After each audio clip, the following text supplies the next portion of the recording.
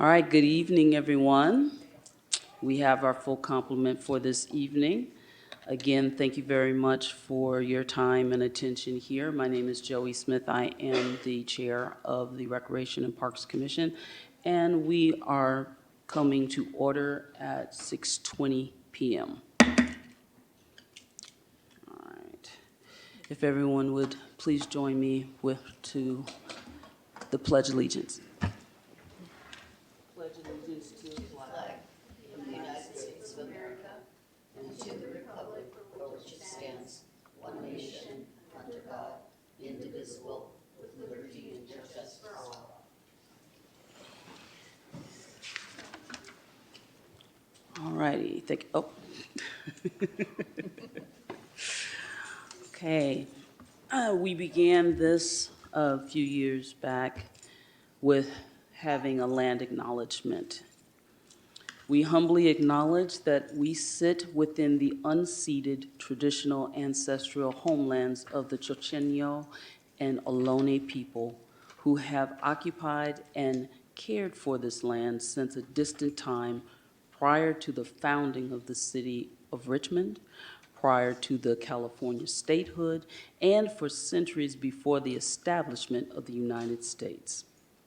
As the Recreation and Parks Commission, we strive to steward the land in a way that honors its past, current, and future inhabitants, and takes seriously the responsibility of its continued care. We have a mission here. Many people ask, well, what does this commission do? Well, the mission of this commission is to advise the City Council and the city staff to provide excellent parks and recreation facilities, to preserve open space, and to provide programs that enrich, educate, and serve the needs of the diversity of the residents in Richmond. Okay, so roll call. Chair Smith, Present. Vice Chair Blakely, Present. Secretary Torres, present, Treasurer Hurlbut, Present. and Commissioner Lannis. Present. Thank you. All right. Wonderful thing. Okay. So as I've welcomed you previously, just want to let you know how it goes for speaking. Individuals in the audience may speak as follows. After the chair recognizes each speaker on items not on the agenda during open forum, you will have up to 2 minutes. For items on the agenda after the item is heard, again, a limit of 2 minutes. Individuals are encouraged to send an email to recreation@ci.richmond.ca.us by 1 p.m. the day of the meeting. Doesn't mean you have to wait till 1 p.m. on the day of the meeting, but it has to be received by then. Emails should contain in the subject line either 1, public comments, open forum, or 2, public comments agenda and the item number. So include the agenda item number there. All communication during this meeting is conducted with courtesy and respect, and all speakers will be advised time is up and will be asked to politely end your time. Okay, so we've got an agenda review. I hope that commissioners had a chance to take a look at the agenda. Please take a look to see if there's anything that should be added or you have a comment or concern about.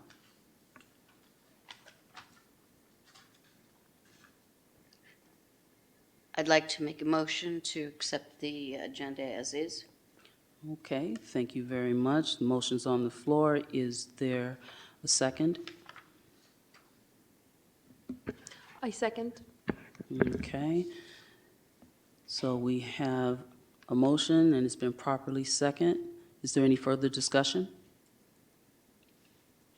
Okay, seeing no hands, hearing no voices, entertain a vote to accept the agenda as stands. All in favor, please indicate by stating aye. Aye. Aye. Okay, it's unanimous. I actually heard all four of y'all and myself. Okay, we are currently at open forum. Individuals who would like to address the commission on matters that are not on the agenda may do so during open forum for up to 2 minutes per speaker. Do we have any people who have requested public comment? Yeah, we did receive one email from Cordell Hindler stating, "Hello, Chair Smith, Commissioners and staff. I'm submitting the following comments into the record. One, the Recreation and Parks Commission is invited to the Contra Costa Mayor's Conference on October 3rd at 6 p.m. hosted by the City of Richmond. Location TBD, $70 per person. Number two, the Richmond Rotary Club weekly meeting on June 14th at 12:30 p.m. at the Richmond Country Club, $25 for lunch. Christy Chen will be presenting on the Perez Dental Clinic. Sincerely, Cordell." And we did not have anyone for open forum for items not on the agenda. So. Okay, thank you very much. All right. Okay, so announcements from the chair. Please note that our next Recreation and Parks Commission meeting is scheduled for July 10, 2024, as opposed to the first Wednesday, because we have traditionally moved it to the second Wednesday in January and in July. Currently, we have an amount of $413.08 in the Commission Trust account. There are 2 membership changes. Commissioner Kaiser submitted her resignation effective April 15, 2024, and Commissioner Rowden submitted resignation effective June 4th, 2024. So with that being said, anyone interested in joining this commission, please do come talk to any of us, and we'll give you a clue as to next steps. All right, so we are at the point for our consent calendar, which includes our meeting minutes. Commissioners, does anyone have any concerns or additions or questions about the minutes from April 3rd?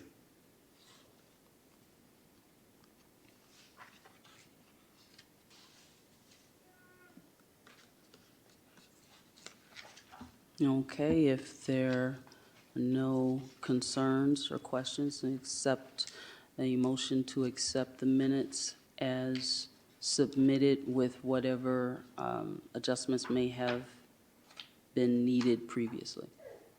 I make a motion to accept the minutes for April 3rd as is. A second. Okay, we've got a properly motioned and second motion. So any further discussion? No? Okay, all in favor, please indicate by stating aye. Aye. Aye. Any opposed? Any abstentions? I abstain. Okay. Motion passes with noting that our secretary has abstained, Secretary Torres. Okay. Time for department reports. All right, I believe we have Mr. Hardesty up first. Good evening, Madam Chair and Commissioners. To my right is Gregory Everett. He is our interim park supervisor and until we fill the position. And he just found out like 5 minutes ago that I'm going to have him do this presentation. So he's going to wing it, so be patient. Oh, come on. That 20 minutes should have been enough. Welcome. It's the button that is like below the microphone that has a little face on it. 20 minutes wasn't enough, but I'm going to go ahead and read the report, seeing that this is the report that I emailed.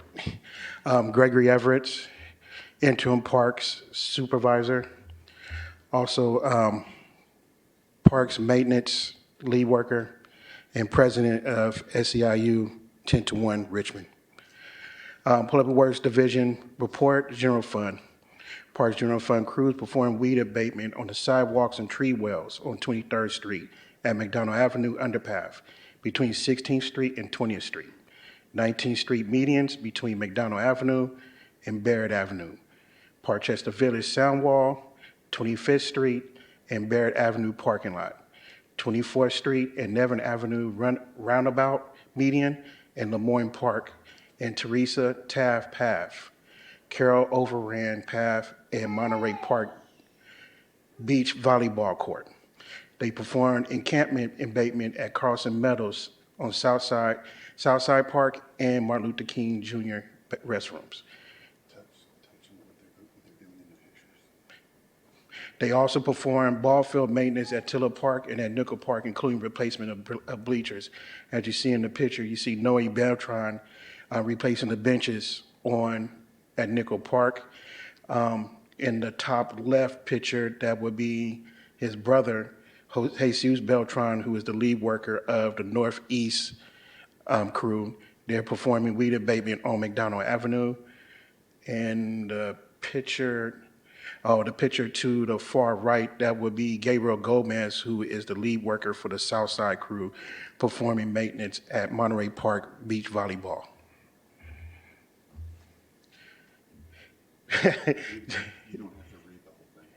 General Fund crews also performed weed abatement at Borman Park, Huntington Senior Center, Huntington Park, Monterey Park, Pierce Elementary Bay Trails, Ryden Road, Central Avenue medians, 23rd Street grade separation, South 49th and Cutting Boulevard, Cutting Avenue right-of-way, Valley View Road bus stop and city-owned lots on Amen Road. They also performed ball field maintenance again at Nickel Park, doing fence repairs at the city courtyard on 6th Street and Chancellor, on 13th Street and Chancellor, and irrigation repairs at Lucas Parks.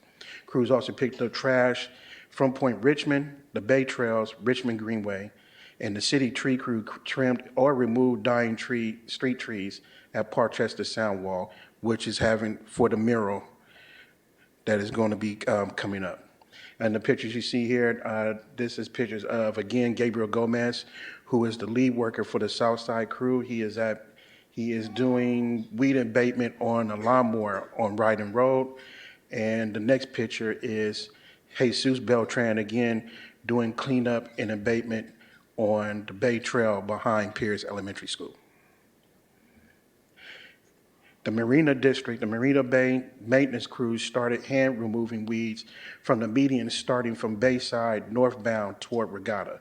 Mowed lawns at Marina Bay Park, Shamata Park, Barbara J. Vincent Park, and performed concrete crack weed removal from medians on Marina Bay Parkway. Removed graffiti from signs along trail by flag stands near Barbara J. Vincent Park, and continue with irrigation startups throughout the park.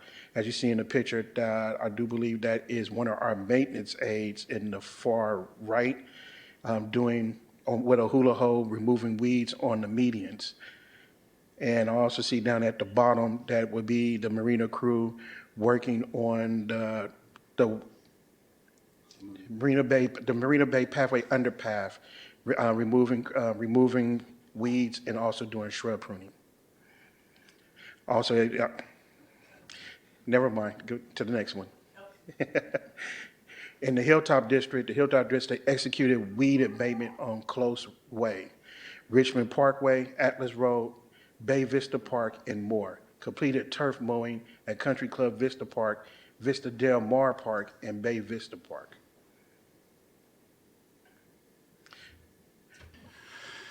Okay, this is our master plan checklist update. There really isn't any update since the last post.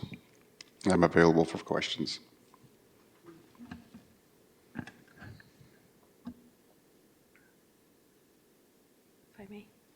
Thank you, Greg's, for the report. And I must say, Mr. Everett, I really appreciate you naming the staff that were involved in the work. I really think that brings a very powerful human element to a lot of this work. People forget that there's actual people on the ground doing this work. So thank you for reminding us. A couple of questions. I mean, yes, it is about the summary table, and I think it might unintentionally get, like, this question may come off a little heavy. Last night at the city council meeting, there was a big discussion about levels of service and what's kind of like the baseline standards of services. And I'm sure since last night, y'all haven't figured it out, and that's okay. I think in terms of how we're using the master plan, how you're using kind of these weekly reports about the work that gets performed, are we kind of getting to a place in the department where we can have some really good standards about what's our expectations of baselines? And if so, how can this commission help with that? Because I think we're all very much interested in hearing how these levels of service are being established, and then how these special benefit districts, what additional services there are expected there. Yeah, so if you notice from last night, a baseline service couldn't really be explained very well. But there was some discussion throughout the day today, and tomorrow at 4 p.m., we are meeting with the city manager and a few of the council members, including Councilmember Robinson, and we're going to be hashing through some of this and discussing it and try to come up with an answer for you by the date that council wanted. I forget what the date was last night, but so, yeah. Thank you. Oh, go ahead, Greg. No.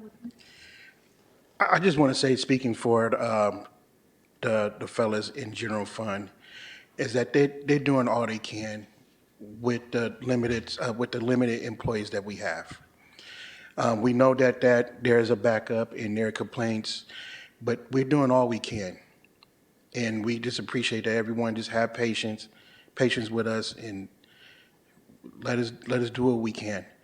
But we are drowning, and the way to how this commission can help is by being an advocate to the council on our request of having more employees. I mean, me and Greg talked about it earlier today that, you know, our guys are drowning. I mean, I've seen the crew cut on do the weed abatement. Why am I acting like I'm nervous? I've seen the crew do weed abatement on McDonald Avenue. 2 weeks later, it looked like they were never there. I've seen that same crew do weed abatement on all of Cutting Boulevard. 2 weeks later, it looked like they was never there. I've seen the crew do all of Carlson, from the annex to 23rd. 2 weeks later, it looks like they were never there. Just have patience with us and be an advocate for us on getting more employees to help. So please, Let me piggyback on that. One thing that I could say is the majority of Gregory's team are up in El Sobrani right now cutting fire trails and doing fire weed abatement. So, and they'll be finishing up, about 2 weeks, maybe? The major portion in about 2 weeks. Then that will free them up to be able to come back down here to the flats and start doing the parks and more medians. yeah, thank you for that. And Greg, please understand that those of us who've been on the commission for a little bit, we understand. I mean, I know when I moved here about 20 years ago, there were 13 of y'all for general fund, and far fewer than that now. So I do my best to explain to our residents and everyone who asks me what's going on. I let them know that you're understaffed and you're doing the best that you can with what you have to work with. So you have people who are supporting the efforts on this dais. Commissioner Hurlbert? I just wanted to ask a question about weed abatement. And I have the utmost respect for how difficult weed abatement is, especially when we've had water. And the reason I know this is because I'm trying to help some of the people maintain some of their personal spaces at Atchison Village. And what I've tried to use there with their acceptance and support is a natural method of weed control. Well, it's weed death, you know, is a heavy vinegar, a teaspoon of soap, and salt. Is this something that the city would accept, or have you guys used this? And can you help me with my problem? Yeah, so that's been talked about since 2015 when glyphosate was banned. That is a corrosive chemical. It's not even regulated through California, so it can't go into an industrial environment like we have. You can make your own mix at home and do it, but the difference is that's just a burn down. So the acid in the plant just burns it down and it doesn't kill the root. So it's going to come right back. When we were able to spray with glyphosate, it's a systemic. So it gets inside the plant and goes right down to the root and it kills it. And then no weeds ever after. Doing vinegar isn't helping kill the root? You'll see. It's just basically a burn down. It's a topical that burns the leaves down, and then once the weed heals, it'll start growing back. Is there anything that's being recommended right now for, areas that really don't need the plantings? I mean, like you work around the trees and say this stuff, we're never going to plant anything there. We just don't want any weeds there. Right now, council's direction is no spraying whatsoever. So if there's going to be any kind of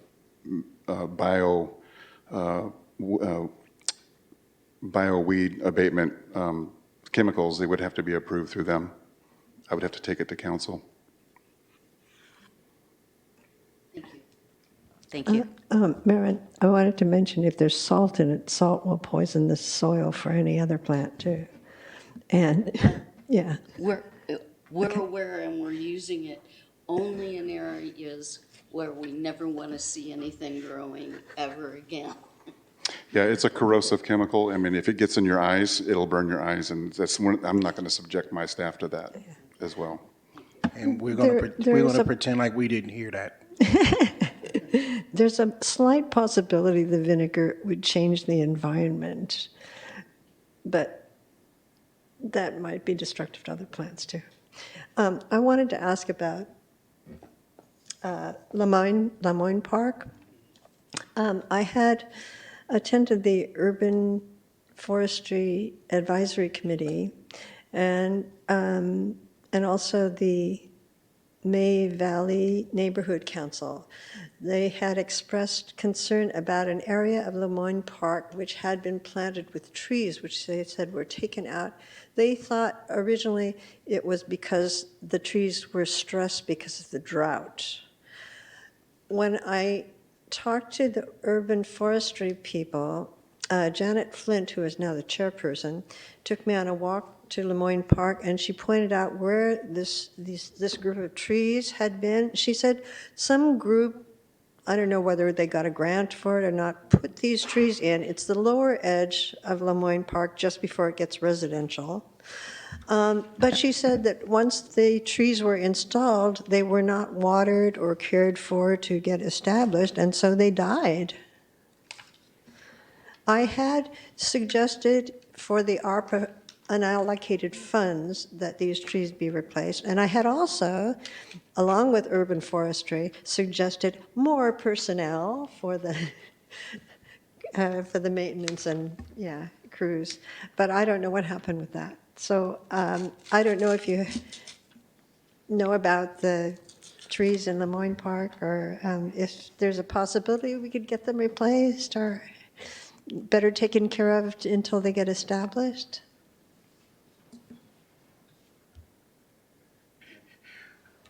I think I know an area.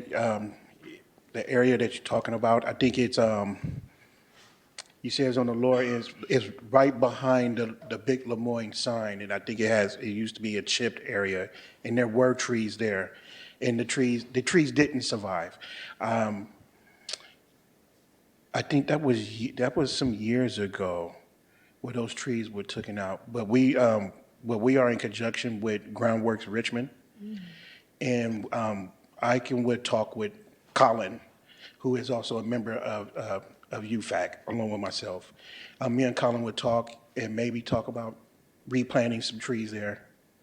Yeah, they said there were like 20 trees, maybe more than 20, 23, something like that. But they all had to be taken out because they had not established and had not been watered to establish. So, yeah, they were very concerned about that. You may not get the 23 trees back, but I will talk with Colin and have his team go and take a look and see maybe if trees can come back. How many trees can we put there? What kind of trees can we put there? I mean, I'm a big advocate of trees, is that I don't want anything too big. Yeah, So yeah, it's exactly. something that will grow medium and small to Well, medium, and It's that's suitable beautiful. for the space, the Yes. number and size of trees suitable for the space. Yeah, I will talk with him yeah. and see if his team will go out and investigate and take a look and see what they can do. And also, I will also advise them that if they can do something, that they will be the ones to water. If we can't get irrigation there, they have them to be the ones to come and water. That would be great. Thank you so much. You're welcome. Out of curiosity, there is water at that location, right? It's just not irrigation for that particular area? That is correct. Okay, thank you. That is correct. Thank you. Kudos to the crews. I made a report on May 14th about overgrown weeds between Barrett and McDonald on the Richmond Parkway, a path that I often travel on my bike. And within a day or two, they were gone. The City of Richmond app is what I used, and it worked really well. I'm on a good trend. Every time I do report, within less than 2 days, it's fixed, even potholes. Thank you so much. Well done. Yeah, that would be Jesus Beltran, David Rogers, Don Rodriguez, and Jose Morales. They are the Northeast crew. They went out there along with Gabriel Gomez's crew. They went out there and game bust those medians. Thank you.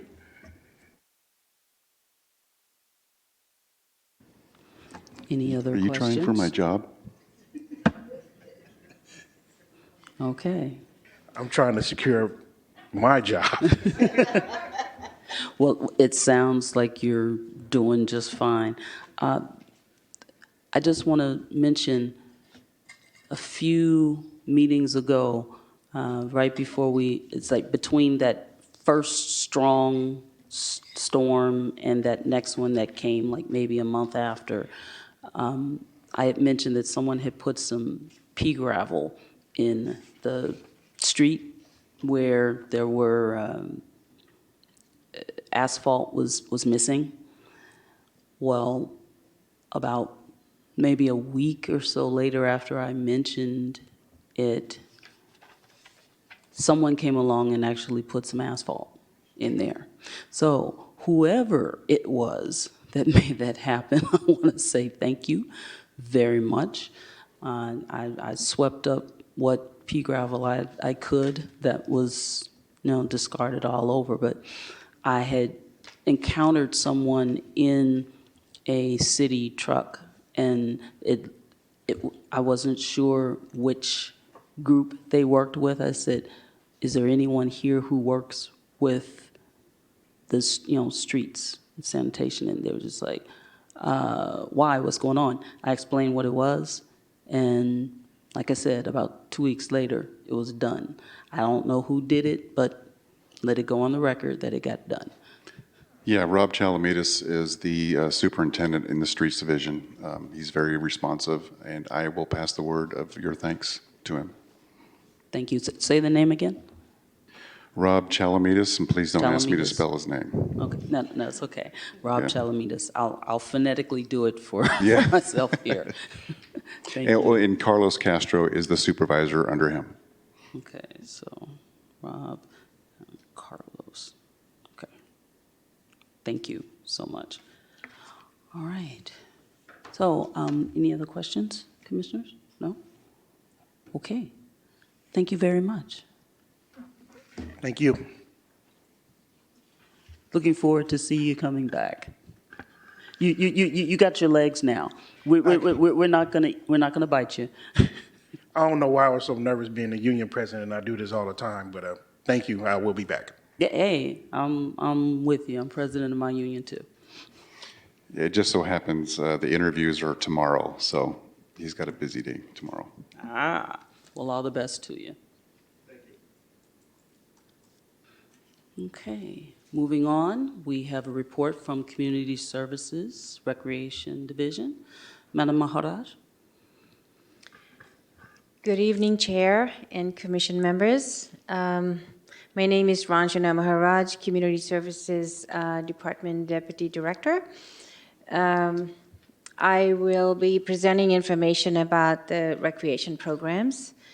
Starting Monday, June 10th, we are starting our summer camp programs. So we have been really busy hiring, getting our staff prepared, training, and getting ready to deliver the programs. We have 4 Achieve camps, which means that these sites don't charge any money. It's a free camp. Most of the camps, from what I understand, are full. They are waiting list. So we'll see how many kids show up next week, and we might be able to take on some of the ones who are on the waiting list. Elevate summer camps are at 2 sites, the Richmond Recreation Complex and May Valley. I believe the May Valley camp is running very close to their numbers, and Richmond Recreation Complex may have some space, so that's the biggest size. So we look forward to our program. It's an 8-week summer camp program, and we are very excited to deliver this for our community. Next slide, please. Along those lines of summer camp, we are also offering some sports programs. The first one you see on the left is the baseball and softball for co-ed summer youth leagues. That is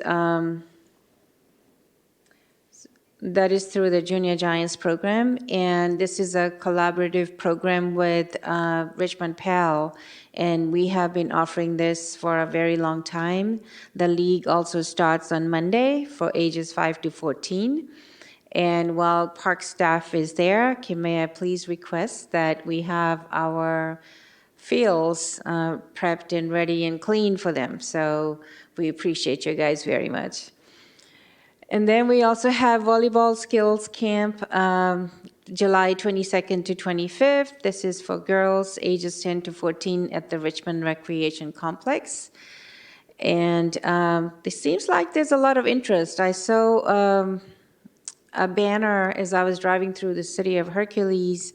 They have some tournaments lined up for their city. So I'm very excited that volleyball is being played, and we look forward to taking it to another level. Next slide, please. Thank you. During the summer, this is a collaborative program with East Bay Regional Park District. We offer a teen eco program, and this is for teenagers. We are going to accept applications until June 28th. Interviews on July 2nd and 5th, and program runs from July 8th through 12th. This is a great program for teenagers. For those of you who have teenagers, they also give them a stipend, so that's an attraction for them. And they also get experiences doing a lot of activities within Richmond and through East Bay Regional facilities. Next slide, please. And this program is a Richmond Youth Outdoor Program. This is funded through a grant that we applied for. And we have delivered this program for several weeks now through certain months. And we are getting ready to do that in July again. And the kids who are participating in the Richmond Youth Outdoors program, they held a jamboree at MLK recently, and I understand it was very, very successful. So if you have teenagers again, this is for them, and I hope that they will participate. They will be interested in attending this particular program. And then aquatics is also gearing up for the summer programs. They fill up very quickly. We have lots of sessions for swim, and we are also offering a junior lifeguard camp. We are hoping that we can attract teenagers and adults even, if they don't know how to swim, that they can come in and learn and gain more confidence in being a lifeguard, and we could eventually hire them. So this is opening on June 17th. So hopefully we'll get a lot of attendees. Recently, we had a senior information day, and that was held on May 22nd. These pictures are all from this event. And this was attended by over 175 seniors. And it's amazing that a lot of people are coming out, and it was very meaningful with the information for seniors. Next slide, please. And Juneteenth holiday. There's a lot of functions happening around Juneteenth. Juneteenth festival is on June 22nd. Our department, recreation, will be participating in the parade as well as the festival, like we always do. And we will also have a Juneteenth carnival that is being held through the Richmond Pels office.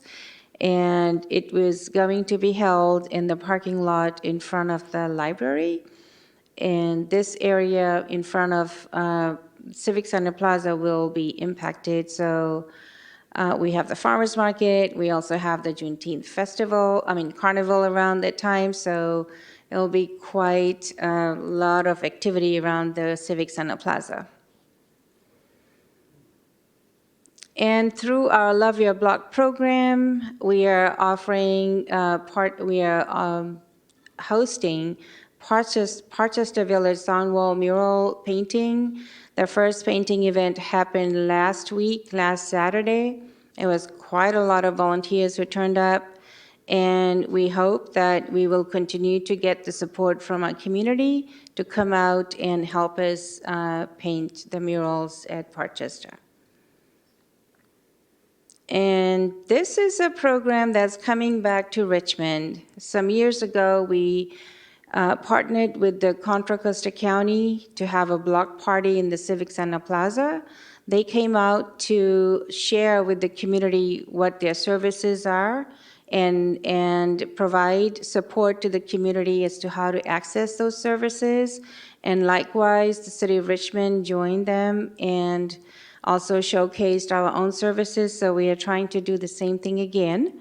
And we hope that the community comes back to attending this event.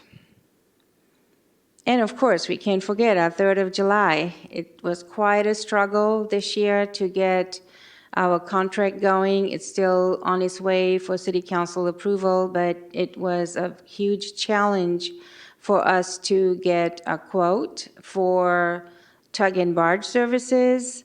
And the vendor just was working really hard to get that going for us. And finally, it came through, and we're jumping through hoops to get it approved. And we'll be able to deliver the program again at the Marina Bay Park. And then the highlight of tonight is that tomorrow evening, we are going to do a grand reopening of Booker T. Anderson Community Center. We hope that you will join us, and it will start at 5 o'clock until 7. And we hope that a lot of community from the neighborhood near Booker T. Anderson and other community members will join us. and come and see the new updated facility. It looks really beautiful inside. We didn't put any pictures here, so we'll keep it for you to come and see for yourself. And also we are opening up summer camp starting Monday. So that center should be up and running very soon. And that's all from us. Before you stop, would you remind me the location of the block party? Civic Center Plaza. Okay, got it. Thank you. Trying to add it to my calendar. Before the commission, can I ask a question? You said that the carnival is going to be in the parking lot right here? Yes. Not the parking lot in the back? No, Okay. yeah. Can I ask you about some of these events? It says live music. How do you hire the musicians? Do you know which event is it? Okay, so the 3rd of July, I know they say live music, we try to get a band. And are you interested in performing? Maybe we could put you on there? I'm a musician, but that's partly why I'm asking. Okay. I don't know what the hiring process is or how you solicit different bands or. We reach out to bands that we know of, vendors that we know of that can provide live music.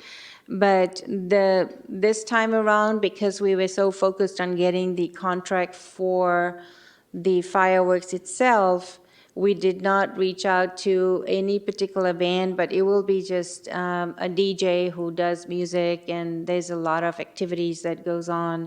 Most likely Zumba will have the seniors from the senior center, they come out and perform. They've done that many years for us. And so, yeah, we do, that's the kind of live music we're talking about, and it's a lot of activities. Well, we've had bands before, and we've also had interested individuals who have either come in and sung the national anthem, or somebody who wanted to just play an instrument. So it depends upon who's available. If I knew musicians who would be interested, should they contact? Sure. Okay. Please do reach out to us. We'd love to have them. So they should contact you or what? They can contact me, or they can I can send the information on to the supervisor who's in charge of the fireworks, but she also works with me directly. Her name is Kimberlyn Carson Thrower. She's the one who's mainly in charge of it, but I support her as much as possible. Thank you so much. You're welcome. Gregory, you had a question about the carnival. I think I saw in here that is going to be at the Barrett parking lot, but now I'm confused. I thought it was right here in front of the library. So let me double check that information for you. Thank you. I know Larry and Jerry are coming to pick up a truck Oh, for the carnival. I have a truck, a stake bed truck ready for them. this is the first time I'm seeing their flyer. I don't know, I see it says Barrett and 25th Street, which is a big parking lot, but part of that parking lot is already fenced in. So let me double check on that. I also want to comment about the Junior Giants. I'm a man of many hats. I'm also the head softball coach of Deanne's varsity softball, and I have a few girls who are going to be participating in the Junior Giants softball. That's wonderful. Thank you.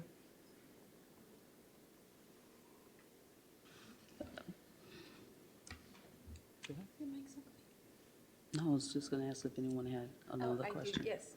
Okay, a couple questions. So is there a summer futsal program happening? I'm glad you asked. I knew you would ask. We did post the flyer out for a long, long time, but we did not get enough registrants.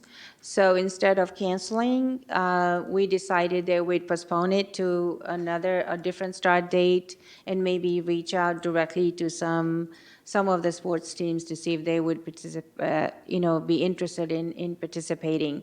We had some groups that did come in, but it wasn't enough by category, by age Yeah. category, so we could not host it. Yeah, Yeah, it's just too bad. that's too bad. Yeah, but I'm really positive that we'll have some enough groups to be there when we start again. Yeah, and winter is the principal season where people expect. So summer was a new thing for Yeah. the soccer community. So I get it. And then I did have a question about the Junior Giants, just because they were put side by side on the slide. I noticed that the Junior Giants program's free, Yes. but the volleyball camp is not. So how does it get determined what programs you charge for, which ones you don't?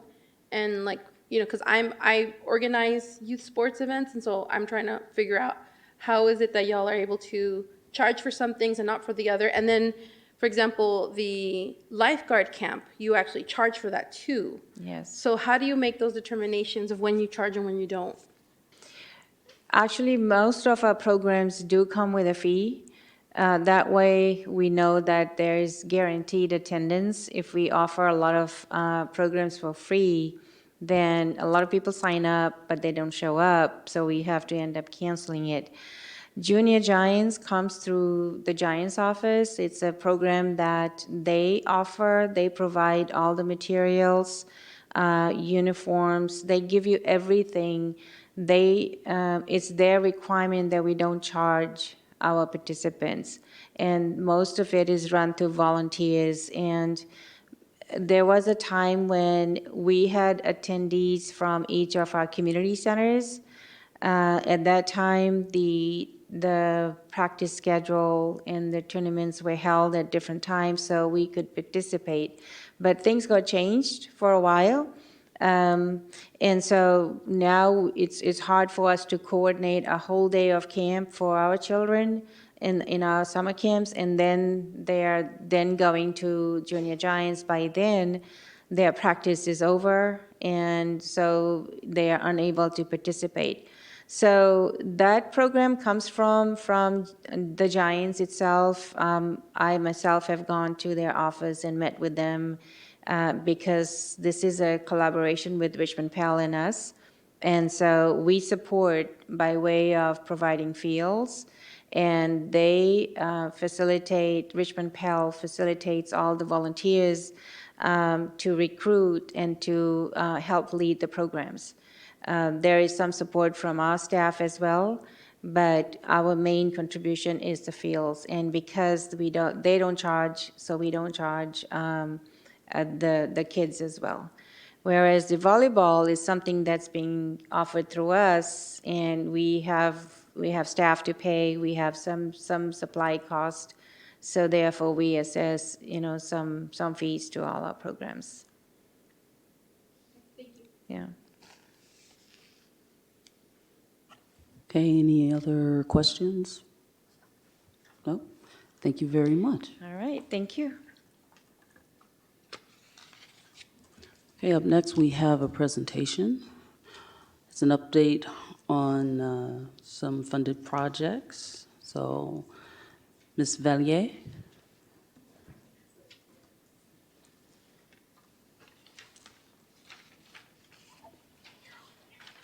Hello, everyone. My name is Marcia Vallier. It's nice to see you all. Hello, everyone. I wanted to run through a presentation and just give you an update and keep you up on what we're doing with the ARPA project. Next slide, please. This is just, again, go over where we've been. So we were asked by the City Council to review existing parks and identify upgrades to courts and fields within the city to provide soccer fields as well as other recreational league opportunities for practice and competition to address these level of service deficits that we have within the park system. Next. So as you well know, I'm sure, you have 50 parks, almost 250 acres. It's actually a little bit more now if we put in the joint use sites, and we're working on that, aren't we? We're working on joint use as much as possible. Next slide, please. So this, our population has increased from 2010 to 2020, and we know that we had deficits in 2010, and we also have more, greater deficits now because our population has increased about 10,000. And so the other thing that we look at when we look at the population is what are the age groups. We have 26% under the age of 18, so that tells us a lot that there are a lot of kids that need places to play sports, as well as we have 14% of the population over 65. So we have a pretty large chunk of our population that is needing park and open space. Next. So the level of service was determined by the plan that was done in 2010 that says how many acres of parkland per 1,000 people, and the city established 3 acres of parkland per 1,000 people in that 2010 plan. That's sort of a typical for an urban area that's fairly built out. Right now, the city has a deficit. It's 2.21 acres per 1,000 people, and that is citywide. There are some districts that, again, have more parkland per resident within the city council districts. That's what the larger colors are. They're city council districts. So some of the districts do meet these standards and some of them don't, which is shown in the next slide. Districts 4 and 5 do have enough parks. They've got over 3 acres, almost up to 4 acres of parkland per 1,000 people that live in those districts. The districts 1, 2, 3, and 6 are the ones that have the least amount of parkland. And when we start to apply the regional parks, as shown in the next slide, District 2 kind of pops out of that because we have almost 2,700 acres of regional park that serve that outlying area. And so when you see that red zone in the center, that shows us that the core of Richmond is where the most parks are needed, and there's the largest deficit, and it's also the most built out area within the city. So we are looking at focusing our efforts in the districts that have the greatest deficits. Next slide, please. So what we did is we started to look at, so in that park plan, in that level of service plan, it tells you how many fields, how many courts per 1,000 people. So for baseball, 1 to 44, as well as softball, football, 1 to 26,000, basketball, and soccer. You can see that in 2010, there was a deficit of 19 fields for soccer, and now it's increased to 23. And we're also seeing deficits in the other field sorts as well because of the increase in population. Next slide. So what we did is we talked to all of the different leagues, especially the soccer group, and we determined where each of the leagues play. So soccer uses Bates, Martin Luther King, Booker T, Country Club Vista, Shields Reed, Nickel, and Wendell. So those are the parks that are most used by the soccer groups. Next slide. So, sorry about that tab there. Baseball, softball, and football, there is overlap. So Booker T, Nickel Park, Boyd, Belding Garcia, North Richmond Ball Fields, and Tiller are where the baseball, softball, and football clubs play. Next slide. And then basketball courts, we have exterior basketball courts. There is not a league, but we wanted to look at that as well. And you can see from the green circles, they're distributed fairly well, but we have 15 parks that provide outdoor courts. Next slide. So the findings are that when we talk to all of the different leagues, there are some key things that are needed, and that also helped us to figure out which parks to prioritize. So parking, accessible path of travel so people can get from their vehicles or from the sidewalk to the park safely. Restrooms and drinking fountains are important, spectator areas, fencing, play areas for non-participating siblings, as well as storage areas, and then lighting for evening play, because during daylight savings time, it gets really dark, and everybody's playing in the dark. Next slide. So there are 18 to 20 parks that can accommodate the fields that we were looking at, as you remember. 17 neighborhood, 3 community, and there are some joint use sites that we've identified as well. Next, please. So the city council asked us to take some steps to start to alleviate some of these deficits. And so pursuing renovation of parks, increasing the maintenance staff, and we did some calculations for that, pursuing joint use agreements, and that's ongoing, as well as a long-term strategy for parks, for the renovation of these parks, like, you know, prioritizing and going out and talking to the public and figuring out where things need to happen. Next slide. So the City Council allocated $7.7 million of American Rescue Plan Act funds to renovate some of these parks. And so what we did is we looked at the parks. The parks that we selected were parks that the soccer community currently plays, as well as underserved districts and where additional amenities would benefit all sports. So we didn't want to just concentrate on one user group necessarily. And so what we've done is we've selected Wendell Park, which is in District 1, Shields Reed, District 2, and Martin Luther King, District 3. Next, please. The work that we're doing, what we did is the next, after I go through this one, I'll show you some of the kind of general concepts for the work that we're proposing. So we've been going out and talking to the neighborhood councils first. So for Shields Reed, we've got a neighborhood council meeting on June 4th. I accidentally switched those. And we went to the North Richmond MAC last night to talk a little bit about Shields Reed Park and the work we're proposing. Martin Luther King Jr., we went to Coronado and Santa Fe. And then Wendell Park, we went to the North and East Neighborhood Council meetings. And so what we're going to be doing is in July or August, we're going to be doing a larger community-wide meeting that will talk about all 3 of those parks and really vet the key things that we're proposing, which is shown in the next slide. So for Wendell Park, what we're proposing to do is renovate the grass and the irrigation system. You can see the grass itself. There's some pressure problems when there's a drought or when there's not enough water in the reservoirs. The pressure of the irrigation system drops because it's gravity fed. And so we're looking at putting a booster pump in there and getting new irrigation, getting new turf, renovating the softball infield, new fencing, backstop. And there's some little bleachers around the outside edges. And then the other options that we're able to do now is to install a single stall restroom and lighting.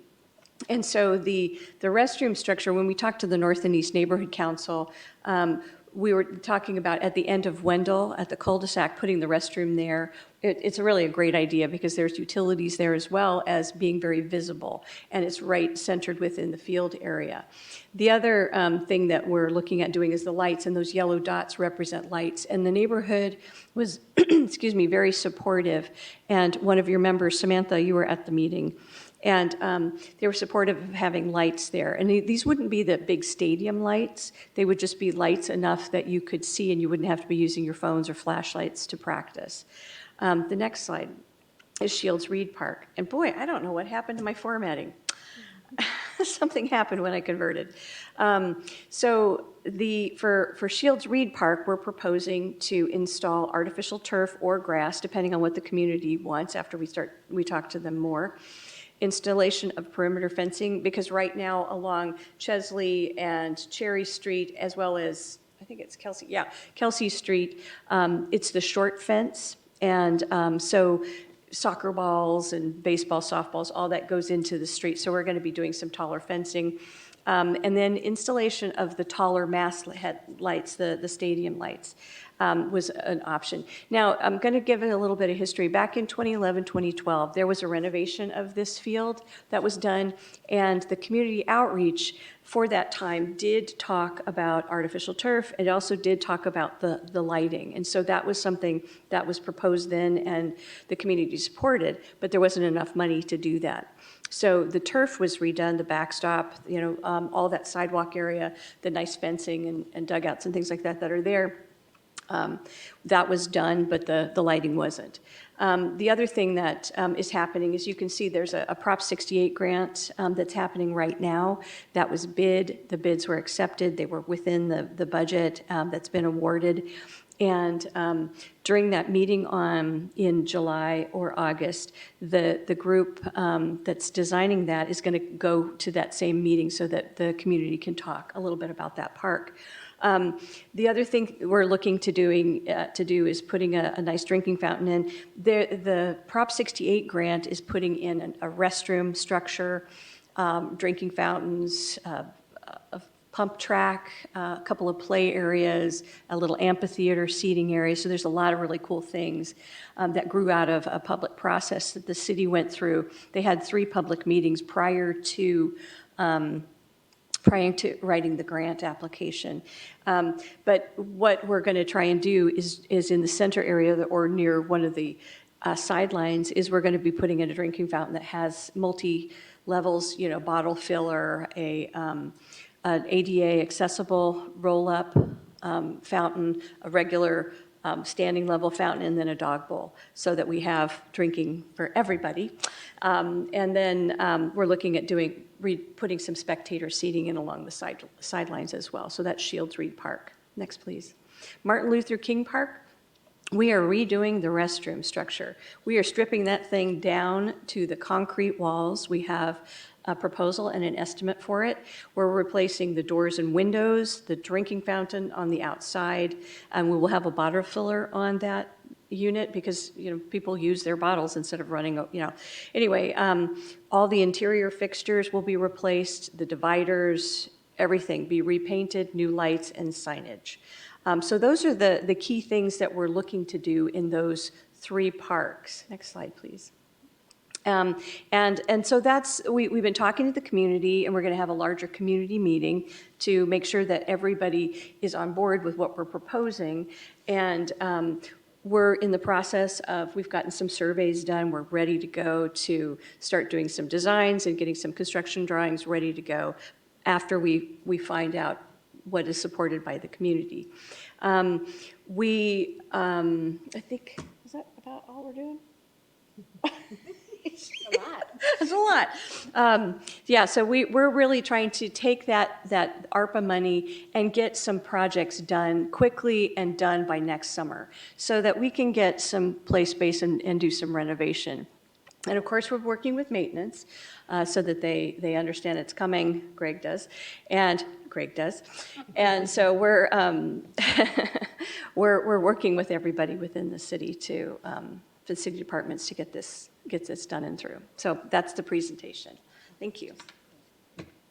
Okay, thank you very much. And I guess we have some questions. Treasurer Hurlbut. Chair Smith, can I just add something really quickly before you go to questions? Go ahead, LaShonda. Thank you. Good evening, LaShonda White, Deputy City Manager for Community Services. Thank you to Marcia for the presentation. So I just want to let you all know that last night we did take an item to City Council that was approved on consent that gave authority for the City Public Works Director to release bids and award contracts if they fall within the approved council allocation for these 3 parks, which is $7.7 million of ARPA dollars. We do understand, as Marcia just stated, we have the larger community meeting to do and to gather some final input from the community, but pending all goes well and that the community and everyone is on board with what Marcia has just shared, which includes installation of an artificial turf at Shields Reed Park, that is what we will go ahead and do. But if there are any issues, concerns that come up and we need to take anything back to council in September, we will do that. We wanted to get ahead and go to council now because council will be on recess for 2 months. And with the American Rescue Plan Act dollars, we have to be we have to have contracts fully executed by December 31st of 2024, or else we are going to have to give back funding, which we don't want to do. So we're just trying to make sure all our ducks are in a row and we have as much in place as possible so that we can be doing things over the council recess. So just wanted to let you all know that. And we look forward to the last community meeting, and we'll be asking for support and getting the word out to make sure residents and sports teams and others come to that meeting so that we can make sure they receive information and we receive input. So thank you. Thank you, Ms. White. Go ahead.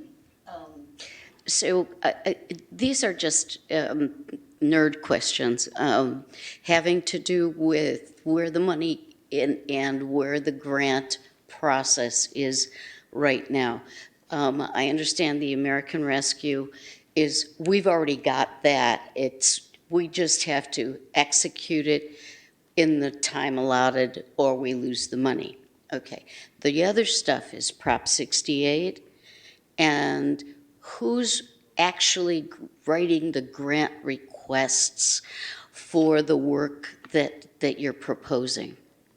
So the Prop 68 grant is something that was won in 2019, I believe, and for the ARPA funding? So for the ARPA funding, that just came from the American Rescue Plan Act. But the Prop 68 money that's being used for the lower portion of Shields Reed Park, that was a grant that was written through the city's department. And Rajanet can talk more about that. But one of the things that was done is there's the 2010 plan, but there's also one in 2019 that was done with First Five, Healthy and Active Before Five, all sorts of groups, and they prioritize work on parks. And so what the city has been doing, and we've been assisting on, is going from the worst to the best. We're applying for grants all the way up from the bottom to the top.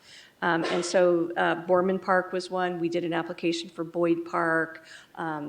Shields Reed was one. So those are the projects that have been prioritized to date based on all of that community output that was done in 2019. I mean, outreach, output, whatever. Haven't eaten yet. So anyway, that's how the granting process has been working. So anything we're doing right now, grant writing is coming from community services? Oh, yes. So we'll not only community services for parks, it'll be a collaboration usually between community services, recreation, and public works parks. And we do have 2 staff members that are shared between those 2 divisions. So we make sure there's coordination and collaboration, and they help write a lot of those grants. You're welcome. Thank you. Okay, go ahead. I'm concerned about the community input part of this process, considering what we went through with disc golf and pickleball. I don't want it to get to the point where it's on the verge of happening and then people get a chance to object, This has happened. We have spent so much time listening to people who have come before us at the last minute because the community input was not given enough opportunity maybe, or enough publicity such that they didn't realize it was happening until then, and then they tried to object. So I want to ask you about that, please.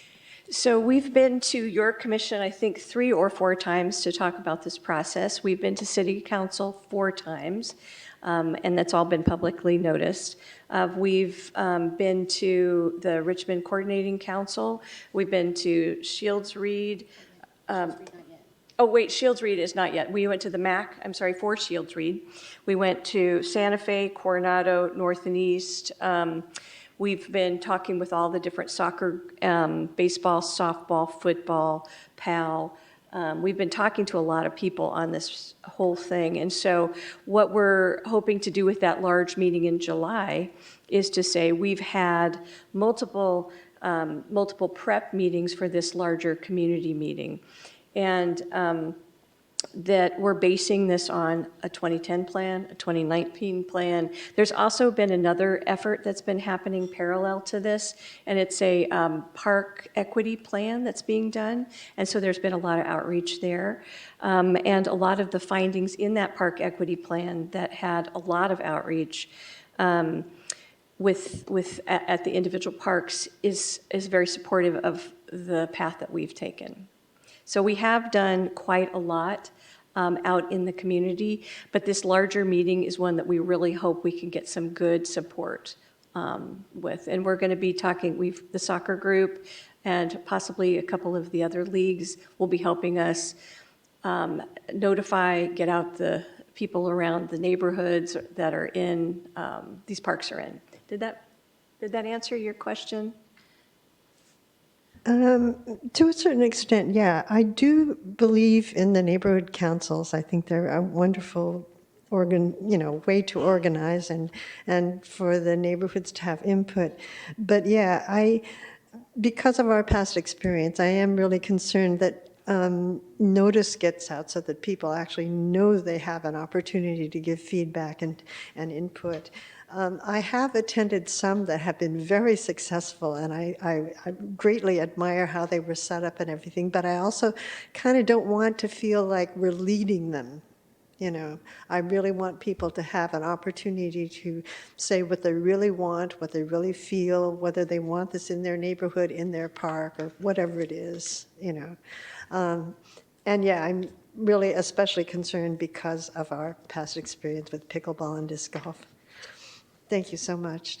And we agree. We definitely want to have sufficient community engagement. We want it to be robust. We thought it was really important to get into each community at their neighborhood council level and make sure we talk to them, as Marcia stated, talk to the sports teams.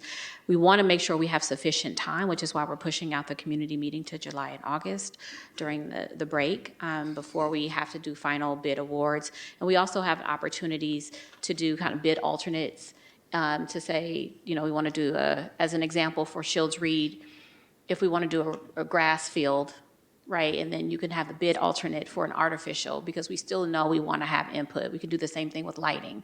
So if there's some things that we feel like community may want to, may have different feelings about, we are able to still move forward and get information in terms of bid packaging, and still take community feedback. But we are pushing it out to July and August because we know we need sufficient time to really push out the community meeting notice, hoping that during the summer, kids are home.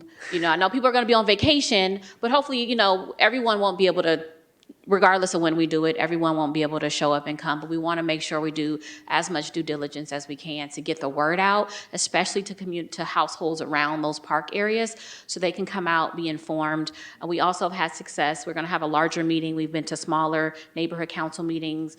We can do a survey, some way to provide information online. So there's different ways and methods that we can gather information. And as Marcia stated, we've been here, we've also been to city council. So hopefully we're doing all that we can, but if people have any ideas or suggestions, any help we can get to make sure community knows so they can be involved and share input, we greatly would appreciate that assistance and information. So one other thing I would like to add is, and this is kind of important, your parks master plan designates softball, soccer, backstop, play area. These are existing parks. So these are renovations of existing parks. So we're not going to take the fields out of service.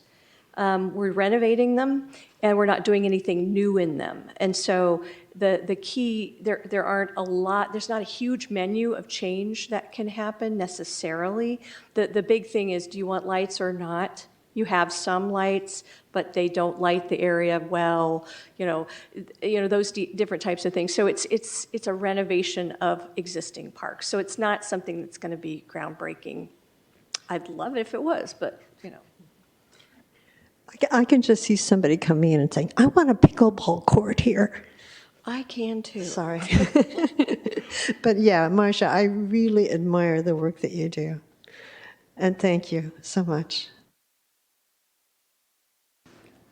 Okay, you know what I'm about to ask you about, right? It's connected with the artificial turf? Yes. Yeah, so we prepared, and we will bring this back to you, excuse me. We prepared a report that we sent to City Council that did the pros and cons of artificial turf, and they weighed the benefits and the not so beneficial things about artificial turf. And the City Council did approve the use of artificial turf within the city last night. based on the report that we put forward. But we're absolutely happy to come and present that to you as a commission. But if the community decides they don't want artificial turf as a whole, we've gone ahead and the city council has made the determination that we can if the community supports it. Okay, that's good, that you're open to the communication. As firmly as it was expressed to us that if artificial turf was selected, my concern about the trees. If we're not going to have the natural turf, we have to have something to Right. help give us oxygen. Absolutely. So one of the things that, this is a total aside, one of the things that we've just recently applied for is an update of the urban greening master plan that talks a little bit about, expanding the urban forest. One of the things that, when you were mentioning the trees in parks, one of the things that we've found is that sometimes trees aren't planted in the correct spots. We've had trees that, by nonprofit groups and others, that have planted trees over easements, water lines, different things, places where there's no irrigation, et cetera, et cetera. So we want to make sure that we plant the right species in the right place. We look at how the urban greening plan works with the parks plan, works with the climate action plan, works with health and all policies plan. So all of that is being thought about and integrated. Okay, and it'd be nice if, as we get the other reports, that part gets included with Sure. it too, even if it's just to say, we've contacted this arborist or whomever Yeah. to get an idea of what type of trees would be ideal. And just like you've got the yellow spots for the lights, it'd Right. be nice to have an idea as to where the trees could Yeah. potentially go and thrive.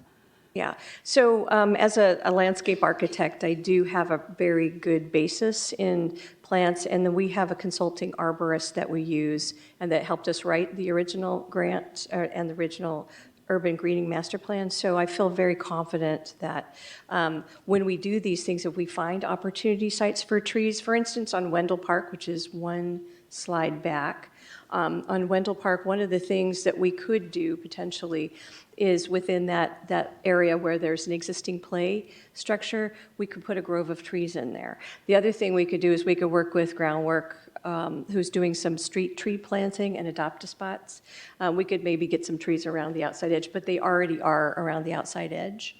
But, we can factor that in, so I'll try and make sure that I keep that in my mind when we're doing the design. Great, thank you. Thank you. I appreciate that. Any other questions? Who's the consulting arborist? James McNair. I've been working with James for, boy, how many years? Probably 35. Yeah, he's fantastic.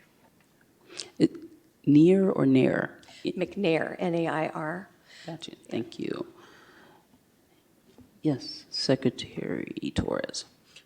Two questions, or I guess one's a comment. Regarding the restrooms at MLK, I think one of the comments that I don't know if it's been discussed enough is, and I've talked to some city staff about this as well, the areas, if we go, the area in the fenced corner behind the bathroom, that really draws a lot of unsavory behaviors. And since we're not changing the shape of the building, if we could fence off that area so there's no access to it, or if you could put some structure there so that people aren't, it gets really gross back there when the bathrooms are closed. So that's one suggestion to help keep it, just, make it inaccessible. And then another question, and the Gregs can answer here. If we were to move forward with natural turf fields for some of these soccer fields, right now at your staffing levels, would you be able to maintain a field trimmed low enough, irrigated well enough, lined with goals and nets, let's say weekly or even every 2 weeks? Is that something you have the capacity to do? Not at current staffing levels to the point that you're saying. We could maintain those areas, maybe get out there and mow once every 2 weeks, maybe, sometimes once a week. But for something to be pristine, Let's say at baseball my field levels now, quality, like how you take care of Nickel Park, for example. yeah, we would just have to assign staff to it. And we know it's going to be more work, and so we're in collaboration with my boss and whatnot, and city council Okay. to try to increase my staff so we could support stuff like this. Cool. Does yours, I mean, in addition to increasing man hours, FTEs, whatever, does your staff have the training, the knowledge, and the skill sets to be able to maintain natural turf fields throughout all kinds of weather, to be, Yes, ma'am. We wouldn't hire them if they didn't have that knowledge. perfect? No, Yeah. I'm mostly asking because I would like artificial mostly because of the high use. Otherwise, I would love to have options. When you only have one soccer field, you can't really, beg and choose for, So if we had options at some point where some are grass and some are artificial, just, we need a certain level of care that we're not able to provide at the moment. Like, we are not taking care of our fields right now. And so if we're going to invest in maintaining a natural grass field, fixing the pumps, being able to line it and use it for competition, we need to be able to keep up with the maintenance. And that's, yes, maybe initially artificial may come off as really expensive, but it also down the road, you're offsetting the costs because you have less maintenance. Yeah, I'm in favor of our artificial service for sure, because it does lessen the time that my staff has to be out there to maintain. And one thing you said, line the fields. My division does not do that. I believe it comes from CSD. LaShonda's staff does that. Does CSD have the Or the capacity? leagues. Does the CSD staff have the capacity to line grass fields?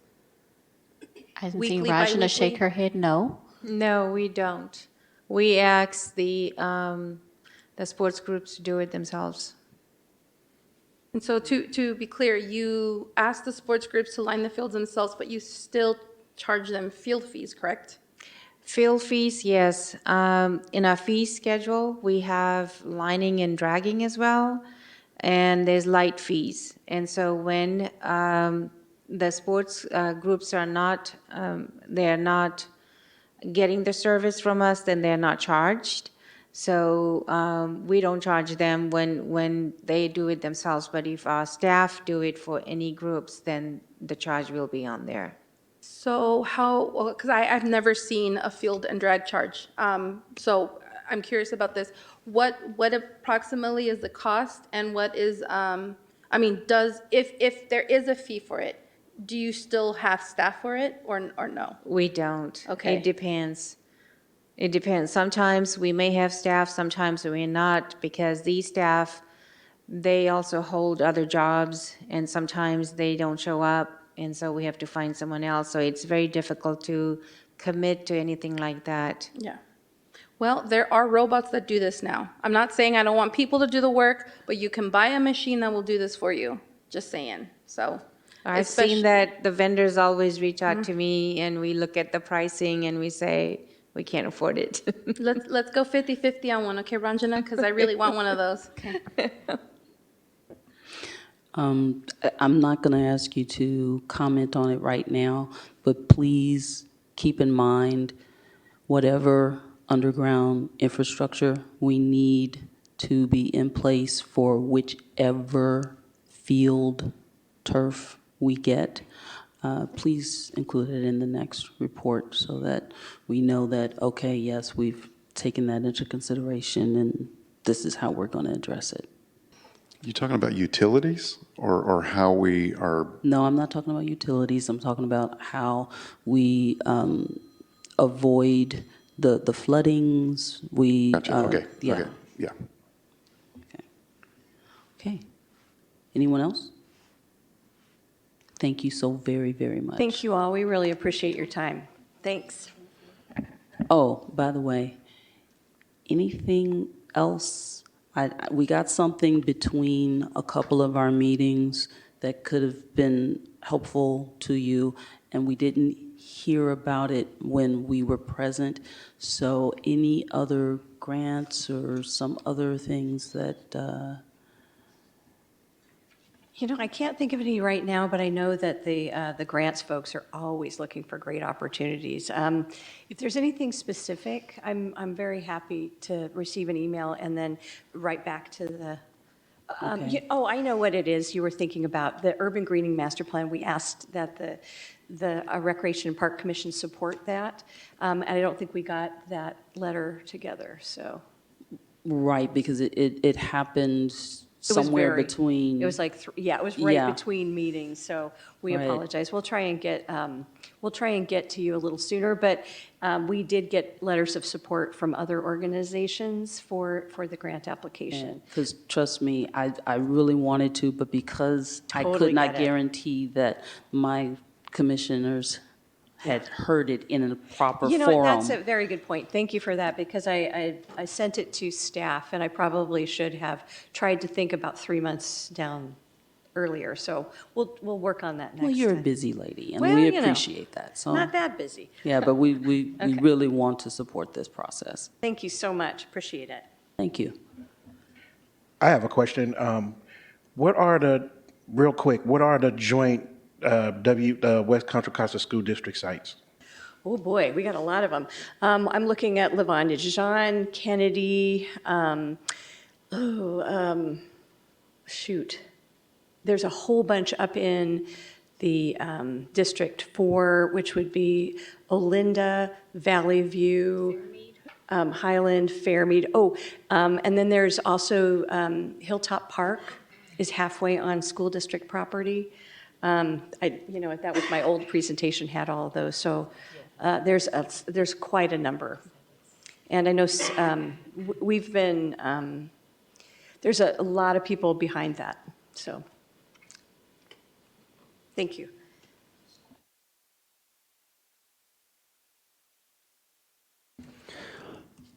I have a request. Once we're done with this. But Because of timing, I have to leave. I have a hard stop at 8, and I see that there's an action item on item 11. If it is possible, to switch items 10 and 11 in order. I see that there is a vote on Okay. 11. right, okay, so that being said, is there anyone who is opposed to was doing this switch of items? This will be very short because we didn't. What? Oh, well, yeah, okay. All right, well, so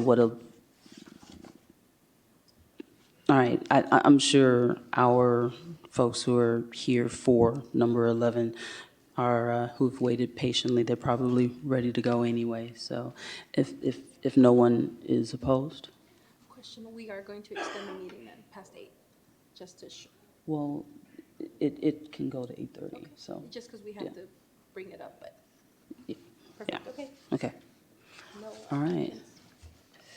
Okay, so in respect to time constraints, we want to move on to discussion and action items.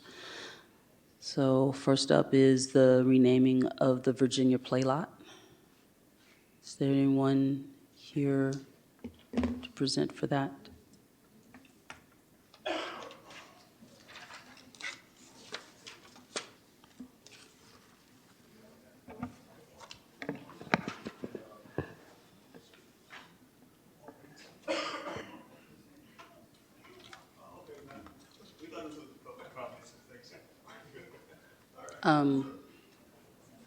Is,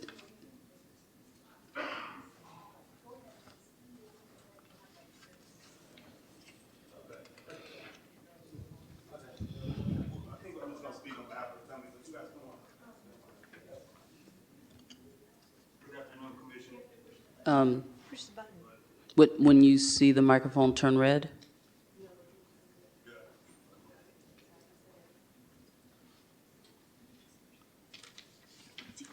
Okay, got it. Okay. Well, thank you guys, Chair Smith and the rest of the Parks and Rec Commission. My name is Brandon Evans here. I actually am a city employee over in our Employment and Training Department. Here as a community member and offspring of the great Floria Evans. So I have here with me my father, Luther, my aunt, Caritha, my cousin Sean, my uncle CJ is back here. You guys all know him from CJ's Barbecue. And we're really just here to thank the commission and the city for considering renaming this park. I won't go into too much history, but my grandmother is 105 years young, currently residing still in her home on South 18th Street, right, right on the same block as the park. So really excited to be able to commemorate her life and legacy here. So just want to thank you guys again.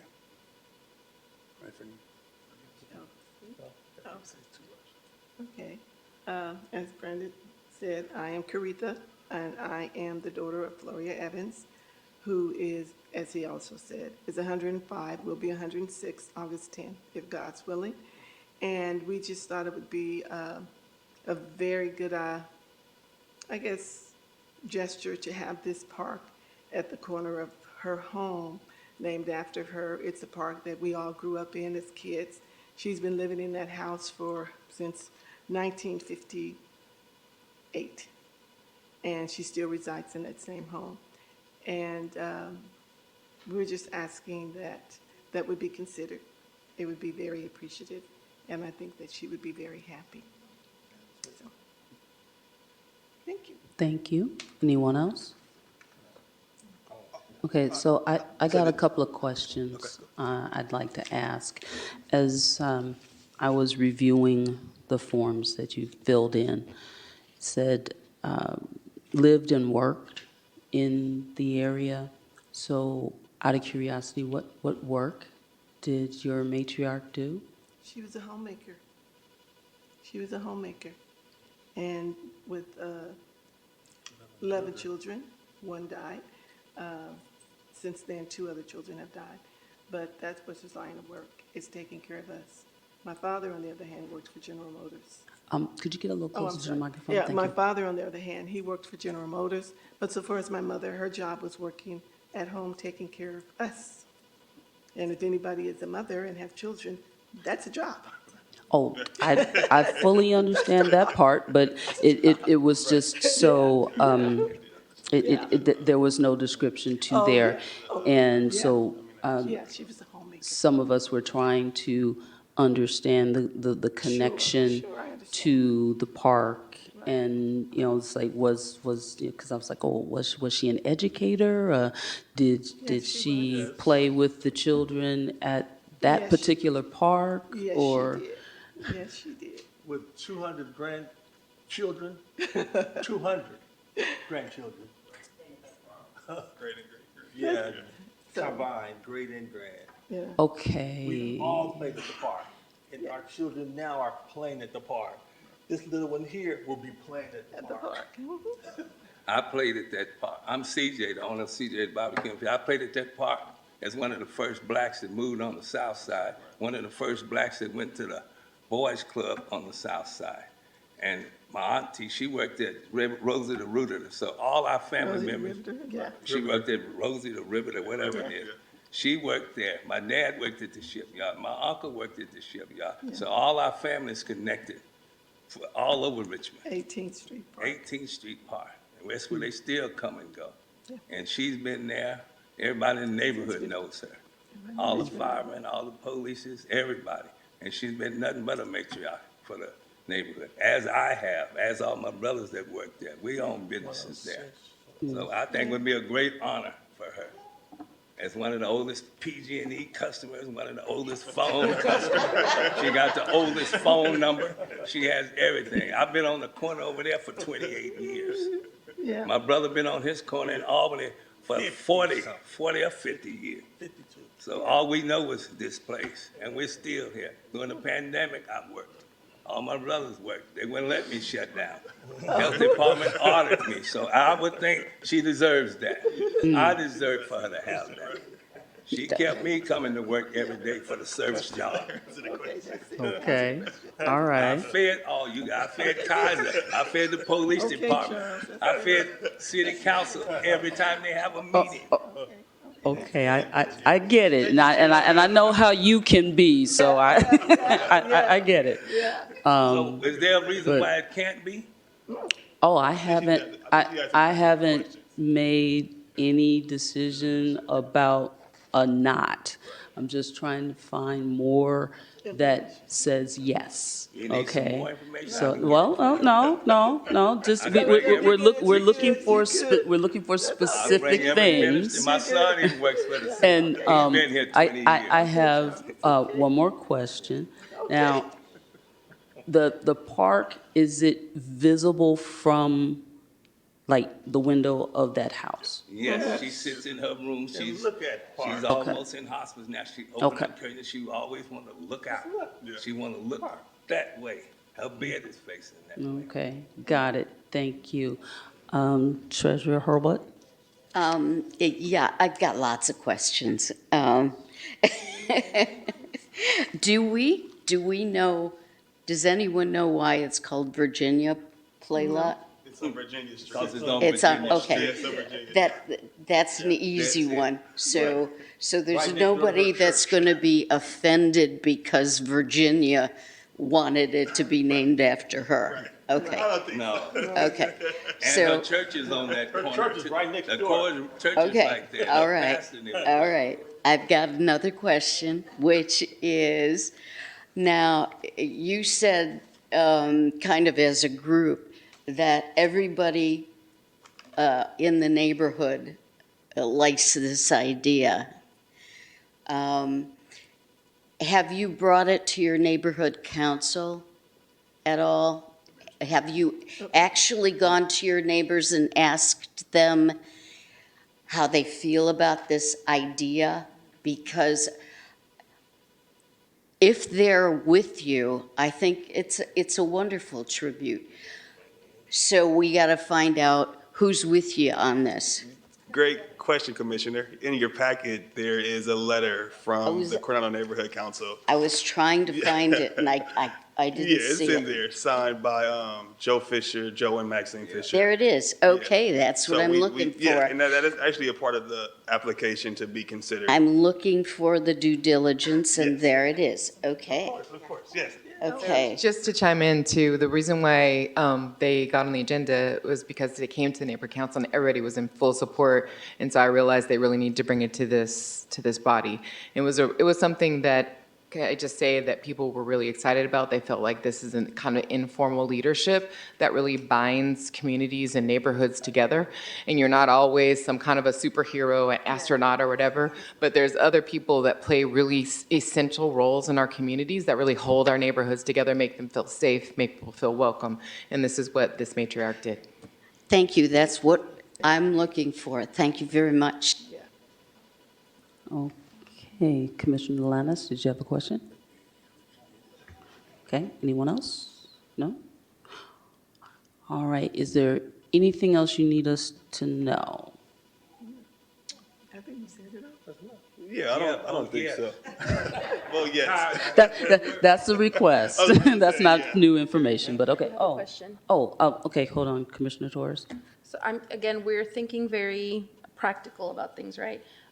Is there currently a sign at the Virginia Play Lot? Yes, it's about that big. Yeah, Okay, there's a so sign. replacing There's it a won't be park sign. costly? There's a park sign. I Okay. wouldn't say, It's about that big. I Okay, wouldn't say costly. I'll probably say 3x3 small wooden sign. okay. Yeah. I think our sign department can handle it. Yeah, I yeah, they're think- pretty I would small. say, Okay. yeah, it's not a big, huge, They huge placard or renamed the anything park like that. After my stepson, his name is Lincoln. They have a park on 7th Street, 7th and Ripley, and it was renamed after him because he was killed there. Ozo Park. That's my little stepson. Well, sorry for your loss. Thank you. Oh, now, Not a question, a comment.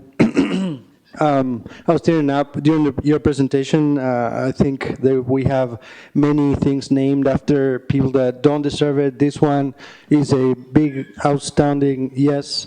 I would like to move that we approve the request to change the name.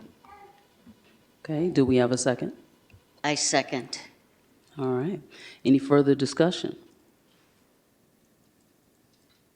Okay. Hearing no voices, seeing no hands, I entertain a vote. So all in favor of recommending this request to City Council, which they are happy to do, I'm so sure, please respond with a yes or an aye. Aye. Aye. I don't know, somebody spoke softly. Is there a no or any abstention? All right, sound up. I have one question of our authorities. This goes, I just want confirmation that this goes directly to consent calendar. Yes, it is. Okay. Thank you. So it is official.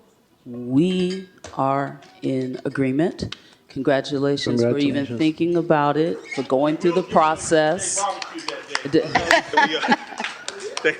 Thank you, guys. Congratulations. We are planning a community event to commemorate it, so we would love to have you guys, all join us. So we will definitely let you guys know. And then I just also want to speak on the next item.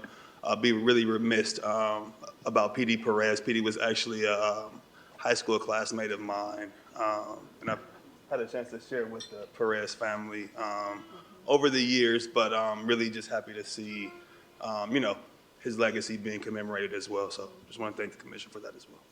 Okay, thank you. So along with that barbecue, there's going to be some fish, right? Okay.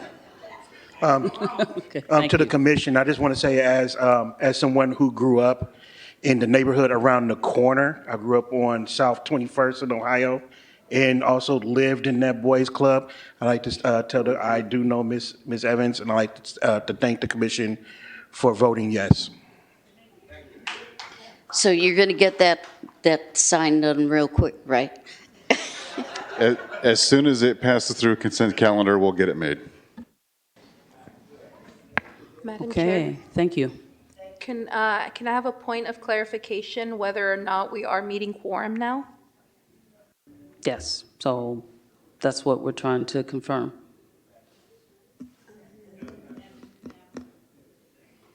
Who's the grown-up here? We should, right? Hmm. Madam Chair.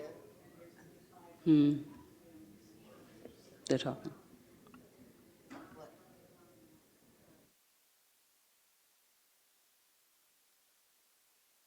Unless, in terms of quorum, it's about, unless your bylaws say something different, and I am not I'm not familiar with your bylaws. If your number of seats, you need quorum based on the number of seats you have, and if you have 9 seats and you only have 4 people, you need 5 to have quorum.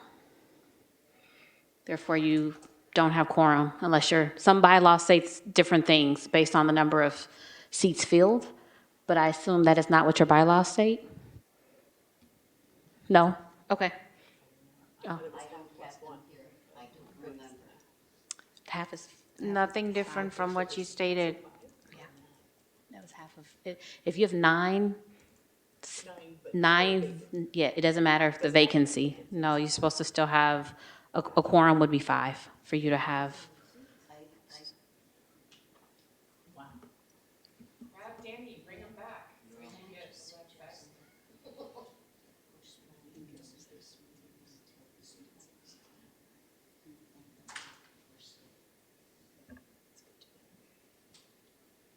Okay, so unfortunately, because we do not have our quorum, we're probably going to need to table this. But to be respectful of those who are here, I'd like to hear what folks wanted to say about this. Technically, your meeting is adjourned because you don't have quorum. unless someone can tell me different. Councilmember, I don't. Okay, well, if that is the case, most sincere apologies for losing our person here, and we will need to table this and the rest of the meeting until our July meeting, unless somehow or another we manage to find a special meeting, but.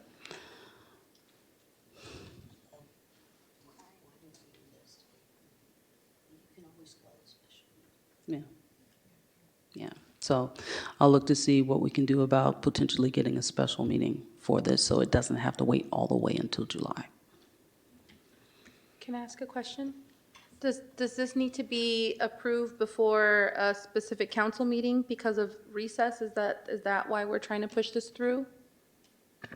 So the council does go on recess. The last Yeah. meeting for city council is July 2nd, and then they don't meet again until September 10th. So I don't know enough about this project to know if there was a time frame that they wanted to have the street renamed. So I'm not sure if it can wait until September 10th. Okay, well, with that, we are adjourned at 8:05 p.m. Thank you.